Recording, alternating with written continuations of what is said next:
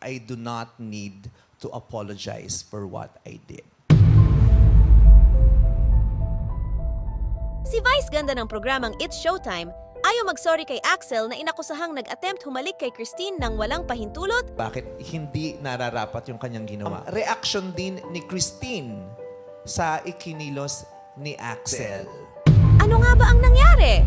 Naganap ang insidente sa episode ng It's Showtime noong May 31 sa segment na Especially for You, kung saan si Axel na hindi napili ni Christine ay sinabihan ng mga host na mag-hello at magpakilala sa kanya. Lumapit si Axel kay Christine na nakataas na ang braso para makipagkamay.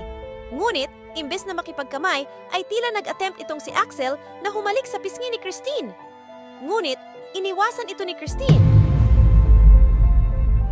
Oh, hindi pwede yun. Hindi pwede yun, Axel. That's bad. You don't do that. You ask for permission. Alam mo ba pwede kang pademanda sa ginagawa mo? You don't do that. Pwede kang nang yan nagnanakaw ng halik. Binabawi ko yung tweet ko na I will say an apology.